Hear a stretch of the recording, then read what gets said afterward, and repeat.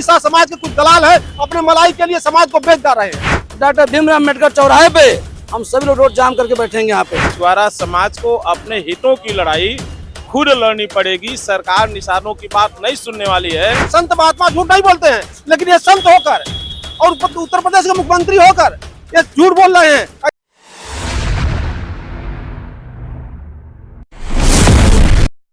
नमस्कार, मैं आतिश कुमार, आप देख रहे हैं बेधड़क खबर। और जैसा आप जान रहे हैं कि गोरखपुर में मछुआरा आरक्षण को लेकर आवाज तेज हो रही है। कल से लगातार अनिश्चितकालीन धरना प्रदर्शन यहाँ चल रहा है। सुशील चंद्र साहनी एडवोकेट हैं गोरखपुर कचहरी में और उन्हीं के नेतृत्व में धरना प्रदर्शन चल रहा है मछुआरा आरक्षण को लेकर। और आज नगीना प्रसाद जी भी इसमें सम्मिलित हुए हैं और इनसे हम बातचीत करेंगे कि आखिर मछुआरा आरक्षण को लेकर के क्या आपको लग रहा है आगे का रास्ता। अभी तक आप लोग कल से यहाँ बैठे हुए हैं, सर क्या कहेंगे? देखिए, ये दुर्भाग्य है कि मुख्यमंत्री का शहर है और मुख्यमंत्री का शहर होने के बाद भी निषाद वाहिनी के राष्ट्रीय अध्यक्ष भाई सुशील चंद्र साहनी एडवोकेट जी धरने पर अनिश्चितकालीन अनशन पर बैठे हुए हैं और अभी तक इसका संज्ञान नहीं लिया गया। ये दुर्भाग्य है। अब मछुआरा समाज को ये मान लेना चाहिए कि मछुआरा समाज को अपने हितों की लड़ाई खुद लड़नी पड़ेगी। सरकार निषादों की बात नहीं सुनने वाली है। अभी आपने देखा गोरखपुर जनपद में लगभग डेली निषादों की हत्याएं हो रही हैं। किसी गैर जात की अगर हत्या होती है तो तत्काल मुख्यमंत्री राहत कोष से उसको अनुदान देने का काम होता है। भारतीय जनता पार्टी के जितने विधायक सांसद हैं वो मौके पर पहुंच जाते हैं। लेकिन अभी हाल ही में आपने देखा चिलुआ ताल में निषाद की हत्या हुई, भाजपा को कोई विधायक सांसद अब तक वहां पर नहीं गया है। जो भी लोग गए निषाद समाज के लोग गए, उन्होंने आर्थिक मदद भी किया। तो आज सुशील चंद्र साहनी जी को मैं धन्यवाद देना चाहता हूं कि समाज की लड़ाई को लड़ते हुए इन्होंने अनशन करने का निर्णय लिया है और इनके साथ चूंकि ये समाज की लड़ाई है, निषाद समाज का एक एक व्यक्ति इनके साथ खड़ा है और हम लोग अंतिम सांस तक और लक्ष्य प्राप्ति होने तक इस लड़ाई को हम लोग जारी रखेंगे। और जब तक ये मांगे नहीं मानी जाएगी, जब तक सुशील चंद्र साहनी जी जाएंगे, हम लोग साथ में हैं। और अगर जरूरत पड़ी हमारी मांगे नहीं मानी गई तो निषाद समाज, अभी तो ये अंगड़ाई है, अगर बात हमारी नहीं मानी गई तो निषाद समाज सड़कों पर उतर करके भी आंदोलन करने का काम करेगा। समाजवादी पार्टी, आप समाजवादी पार्टी के नेता हैं और समाजवादी पार्टी इसको क्या लेकर सोचती है? आगे आप क्या करेंगे? आपकी पार्टी क्या करेगी? देखिए, आज तो हम अपने परिवार में है, ये पारिवारिक लड़ाई है, निषाद समाज की लड़ाई है। रही बात समाजवादी पार्टी की, तो जब श्रद्धेय नेताजी मुख्यमंत्री थे तो उन्होंने निषाद समाज को अनुसूचित जाति में शामिल किया था। उसका बड़े पैमाने पर प्रमाण पत्र बना भी था। बाद में उसमें कोर्ट से स्टे हुआ और सरकारें आई तो उस शासनादेश को बसपा की सरकार ने वापस ले लिया। उसके बाद फिर माननीय अखिलेश यादव जी जब मुख्यमंत्री हुए तो उन्होंने भी मझवार जात की सभी उपजातियों को परिभाषित करते हुए समाज कल्याण मंत्री माननीय शंखलाल मांझी जी थे, उन्होंने शासनादेश जारी किया। अनुसूचित का प्रमाण पत्र बनना भी शुरू हुआ। उसी के बाद समाजवादी पार्टी की सरकार चली गई। जब जब समाजवादी पार्टी की सरकार रही है, हमेशा विधानसभा से भी पास करके संसद में भेजने का काम किया गया कि जिसे आसानी से पास हो सके। तो अभी आप किस स्थिति में हैं? क्या कहेंगे कि अभी पार्टी क्या कर रही है इस मुद्दे को लेकर, मछुआरा आरक्षण को लेकर? आपकी पार्टी कैसे आगे बढ़ेगी? इनकी आवाज कैसे आगे बुलंद करेगी? देखिए, हमारे समाज के जो विधायक सांसद हैं, अभी समाजवादी पार्टी के सांसद लक्ष्मीकांत पप्पू निषाद जी, ये भी लगातार संसद में मछुआरा आरक्षण की बात किए। अभी आपके देवरिया से माननीय रमाशंकर राजभर जी सांसद हैं, इन्होंने अभी संसद भवन में लोकसभा में उठाने का काम किया। इसके पहले विश्वंभर निषाद जो भी जो लोग रहे इसे उठाने का काम किए, लगातार लड़ने का काम किए। लेकिन चूंकि सेंट्रल में समाजवादी पार्टी की सरकार न होने के कारण वो निषादों को अनुसूचित जाति की सुविधा नहीं मिल पाई। लेकिन जो स्टेट गवर्नमेंट का काम है कि निषाद को परिभाषित करने का, तो हमारी जो जाति है, हम मझवार जाति की उपजातियां हैं, तो उस मझवार जाति को परिभाषित करते हुए स्टेट गवर्नमेंट में आता है, उसको डिफाइन करते हुए समाजवादी सरकार में निषादों को अनुसूचित जाति का प्रमाण पत्र निर्गत करने के लिए शासनादेश जारी किया गया था। और उसी के बाद लेकिन समाजवादी सरकार जाने के बाद भाजपा की सरकार ने फिर उसे रोक दिया। लेकिन आज जो हम लड़ाई लड़ रहे हैं, पार्टी तो लड़ी रही है, लेकिन आज हम परिवार के लोग हैं, समाज के लोग हैं।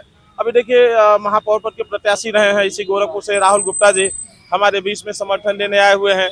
बाकी हम धन्यवाद देना चाहते हैं भाई सुशील चंद्र साहनी जी को कि अपने संगठन के माध्यम से आज बैठे हैं।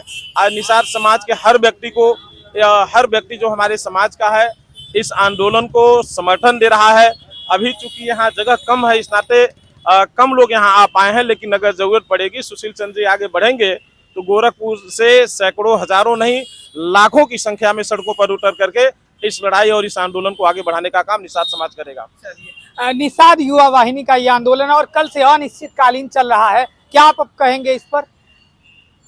मैं आज नगीना सानी जी के साथ मैं आज निषाद समाज की ये जो युवा मोर्चा है इसका मैं समर्थन करने आया हूँ कि कहीं ना कहीं निषाद समाज छला जा रहा है।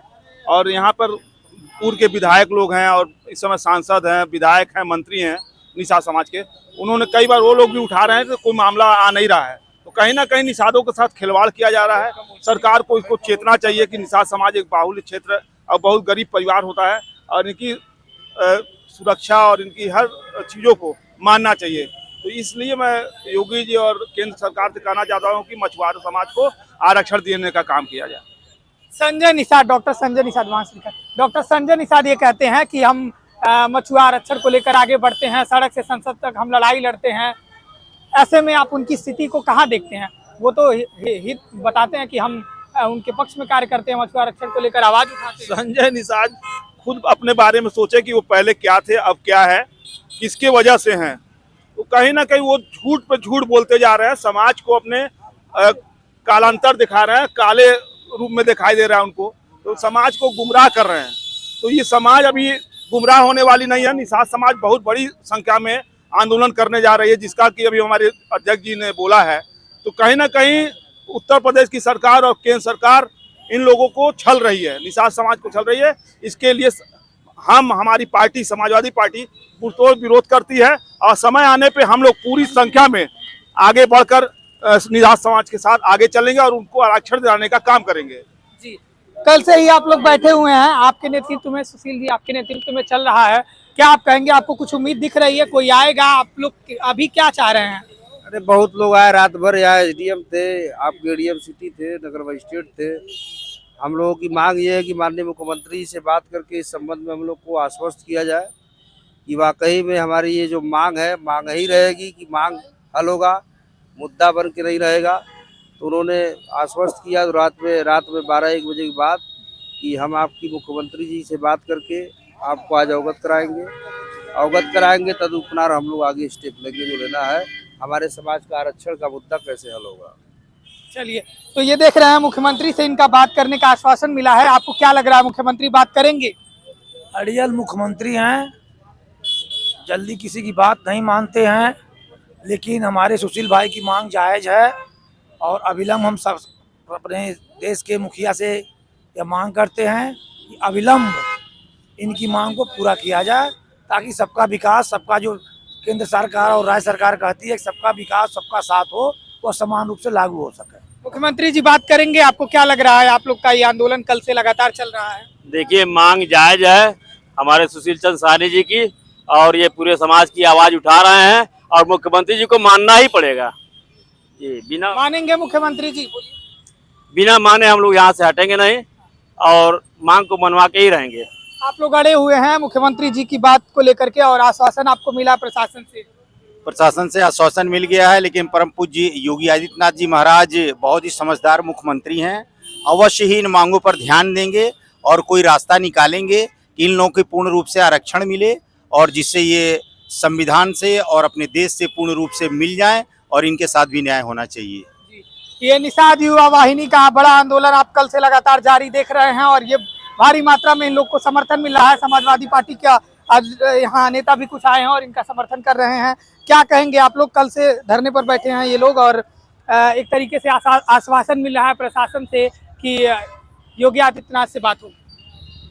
देखिए, निषाद युवा वाहिनी के राष्ट्रीय अध्यक्ष सुशील चंद्र सानी जी एक सामाजिक संगठन है।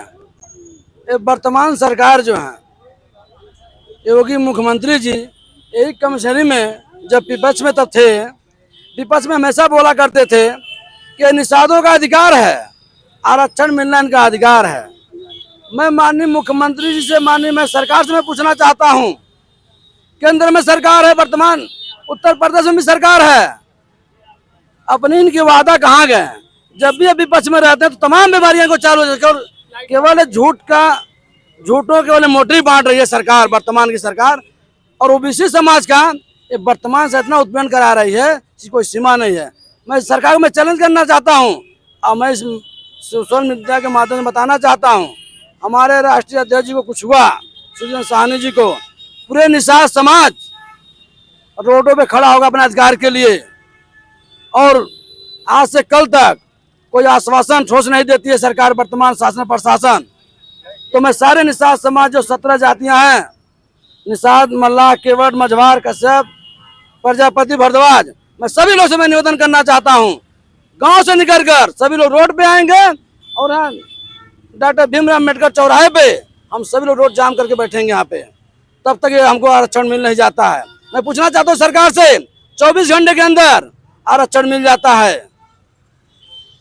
10 बार आरक्षण मिल जाता सवर्ण को। हम इतने दिन से में लड़ाई रहे, हमारे कितने निषाद समाज शहीद हो गए और ये वर्तमान सरकार सब कुछ देख रही है, केवल निषाद समाज का उत्पीड़न करा रही है। और जिस गोरखपुर में जितने निषादों की हत्या हुआ है, किसी निषाद समाज को न्याय नहीं मिला अभी तक।